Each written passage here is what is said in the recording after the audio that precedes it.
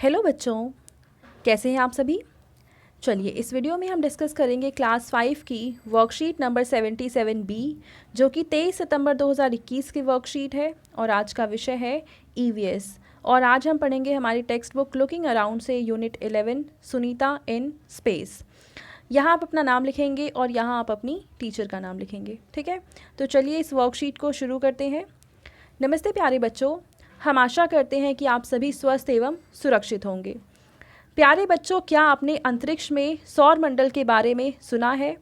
सौर मंडल में सूर्य और उसके चारों ओर घूमने वाली अन्य सभी वस्तुएं शामिल हैं। तो देखिए, सौर मंडल में बीच में होता है सूर्य और इसके आसपास बहुत सी और दूसरी चीज़ें होती हैं जो इसके चारों तरफ चक्कर लगाती हैं। उन सब को मिला के हम कहते हैं सौर मंडल। इन वस्तुओं में हमारा ग्रह पृथ्वी भी आता है, यानी पृथ्वी भी सूरज के चारों तरफ चक्कर लगाती है।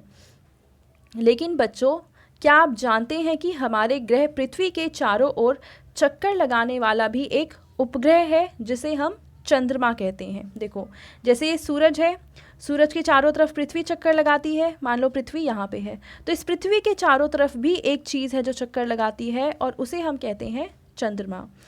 और चंद्रमा पृथ्वी का उपग्रह कहलाता है, ठीक है। तो आइए बच्चों, चंद्रमा के बारे में और अधिक जानने के लिए नीचे दी गई कहानी पढ़ते हैं। तो चलिए इस कहानी को पढ़ते हैं। मिट्ठू अपनी दादी के साथ रात को छत पर टहल रहा था। तभी उसकी नज़र आसमान में चमक रहे गोल चांद पर गई। उसने दादी से कहा कि देखिए दादी, आज चांद कितना सुंदर दिख रहा है। दादी ने मुस्कुराते हुए कहा कि आज पूर्णिमा की रात है। आज की रात चंद्रमा सबसे ज़्यादा चमकता है, यानी कि जिस रात चांद बिल्कुल पूरा होता है और सबसे ज़्यादा चमकता है, उस रात को कहा जाता है पूर्णिमा की रात। और अपने पूरे गोल आकार में होता है, परंतु यह रोज़ाना एक ही आकार का नहीं होता। पूर्णिमा का पूरा चमकता हुआ चंद्रमा धीरे धीरे अपने आकार को कम करते हुए अमावस्या को दिखाई देना बंद हो जाता है। इसका मतलब यहाँ पे ये है कि पूर्णिमा के दिन तो चांद पूरा नज़र आता है, लेकिन जैसे जैसे वो आगे बढ़ता है, टाइम बीतता जाता है और फिर अमावस्या आती है, तो अमावस्या को चांद हमें बिल्कुल भी नहीं दिखाई देता है। ऐसे ही अमावस्या के बाद चंद्रमा अपने आकार को धीरे धीरे बढ़ाते हुए पूर्णिमा आने पर पूर्ण रूप से गोलाकार नज़र आता है। देखो, मान लो ये है पूर्णिमा से जैसे जैसे समय बीतता जाएगा, तो एक दिन ऐसा आएगा कि पहले हमें चाँद थोड़ा सा कम नज़र आएगा, फिर एक दिन आएगा जब हमें बिल्कुल थोड़ा सा नज़र आएगा, और फिर यहाँ पे एक दिन ऐसा आएगा जब हमें चाँद बिल्कुल भी नज़र नहीं आएगा। फिर उसके बाद क्या होगा, ये फिर से थोड़ा छोटा नज़र आएगा, फिर उसके बाद थोड़ा और बड़ा नज़र आएगा, और ऐसे करते करते एक दिन आएगा जब ये हमें पूरा नज़र आता है। तो जिस दिन ये पूरा नज़र आता है उस दिन हम कहते हैं अमावस्या की रात, और पूर्णिमा की रात। और जिस दिन हमें चाँद नज़र नहीं आता है उसको हम कहते हैं अमावस्या की रात, ठीक है।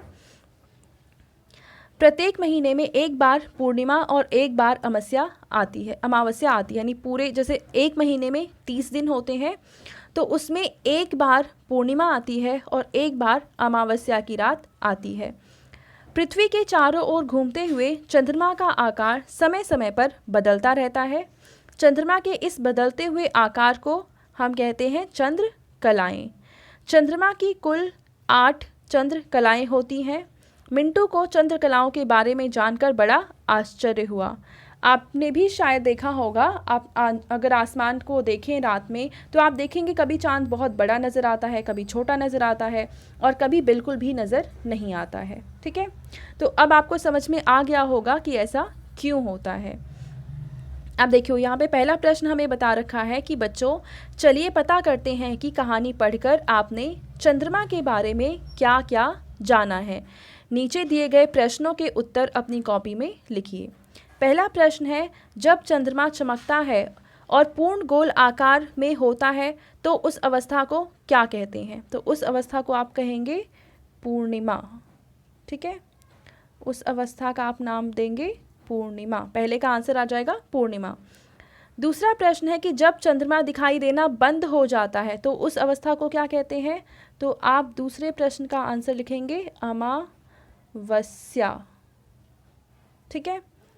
फिर तीसरा प्रश्न है कि एक महीने में कितनी बार पूर्णिमा आती है, तो इसका आंसर आ जाएगा एक महीने में सिर्फ और सिर्फ एक बार पूर्णिमा आती है। इसको आप ऐसे भी लिख सकते हो, थर्ड क्वेश्चन का आंसर ऐसे आप लिख देंगे एक। फिर चौथा प्रश्न है कि चंद्रमा के बदलते हुए आकार को क्या कहते हैं, तो उसे हम कहते हैं चंद्र कलाएं। क्या कहते हैं? चौथे प्रश्न का आंसर आप लिखेंगे चंद्र, आगे कलाएं। उसके बाद पांचवा प्रश्न है कि कुल कितनी चंद्रकलाएं होती हैं, तो हमने ऊपर क्या पढ़ा था कि कुल 8 चंद्रकलाएं होती हैं, तो आप यहाँ पे लिखेंगे 8। तो इस तरीके से पहला प्रश्न हमने हल किया। पहले का आंसर आ जाएगा पूर्णिमा, दूसरे का अमावस्या, तीसरे का 1, चौथे का चंद्रकलाएं और पांचवे का 8। अब इसके बाद हमें हल करना है दूसरा प्रश्न। नीचे दिए गए चित्र द्वारा चंद्रमा की चंद्रकलाएं दर्शाई हुई हैं। देखो ये हैं चंद्रमा की अलग अलग चंद्रकलाएं। इन्हें अपनी कॉपी में बनाकर प्रत्येक चंद्रकला को छायांकित कीजिए और पूर्णिमा और अमावस्या को नामांकित कीजिए। तो आप पहले तो इस चित्र को अपनी कॉपी में बनाएंगे, उसमें कलर कर देंगे। उसके बाद ये है पूर्णिमा, इस अवस्था को हम क्या कहेंगे? पूर्णिमा। और ये वाली अवस्था जब हमें चांद नज़र नहीं आएगा उसको हम कहेंगे अमावस्या। ठीक है, दोनों के हमने नाम लिख दिए। अब इसके बाद आपको एक एक्टिविटी करनी है कि चंद्रमाओं का पोस्टर, चंद्रकलाओं का पोस्टर बनाकर अपने टीचर के साथ साझा कीजिए। यानी ये देखो ये चंद्रकलाएं हैं, इसका आप एक पोस्टर बना के उसकी पिक्चर क्लिक करके अपने टीचर को सेंड कर देंगे। अब आपके पेरेंट्स के लिए सुझाव है कि रात के समय छत पर या खुले आसमान के नीचे ले जाकर चंद्रमा के अलग अलग आकारों से बच्चों को अवगत कराएं। तो बच्चों आप अपने पेरेंट्स के साथ जा सकते हैं छत पे और डेली आप देखेंगे चाँद या तो थोड़ा थोड़ा बड़ा होता है या थोड़ा थोड़ा छोटा होता है। ठीक है, तो इस तरीके से आप चंद्रकलाओं को ऑब्जर्व कर सकते हैं। ये है आज की हमारी EVS की वर्कशीट। आई होप आपको ये वर्कशीट अच्छे से समझ में आ चुकी होगी। एंड अगर आपको ये वीडियो अच्छी लगी है तो उसको लाइक करें, अपने फ्रेंड्स के साथ शेयर करें और इस चैनल को सब्सक्राइब कर लें। Thank you.